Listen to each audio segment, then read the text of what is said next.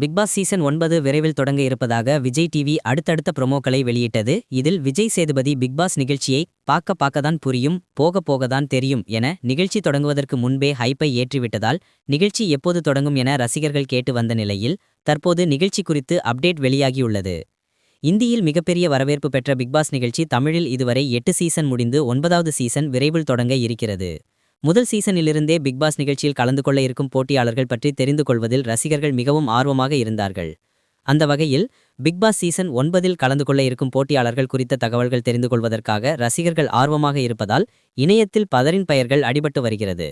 இதில் Bhagyalakshmi serial Iniya, dancer Cynthia Vinolin, dance master Sathish Krishnan, நடிகர் பாலசரவணன், நடிகர் புவி அரசு, இசை அமைப்பாளர் தேவாவின் மகன் ஸ்ரீகாந்த் தேவா, குக்வித் கோமாளி 6 போட்டியாளர் ஷபானா ஷாஜகான், நடிகை ஃபரீனா ஆசாத், கூமாப்பட்டி தங்கப்பாண்டி, விஜே பார்வதி, மீடியா பிரபலம் அரோரா, நடிகர் அஸ்வின் குமார், நடிகர் சித்து சித் ஆகியோர் கலந்து கொள்ள இருப்பதாக சொல்லப்படுகிறது. ஆனால் இது எந்த அளவிற்கு உண்மையானது என தெரியவில்லை. இதைத் தொடர்ந்து விஜய் தொலைக்காட்சி கடந்த வாரம் வித்தியாசமான ப்ரோமோ ஒன்றை வெளியிட்டது. அதில் உங்களுக்கு தெரியல, எனக்கு புரியல என விஜய் சேதுபதி தனது ஸ்டாலில் அடுக்கடுக்காக பல கேள்விகளை கேட்டு வந்தார்.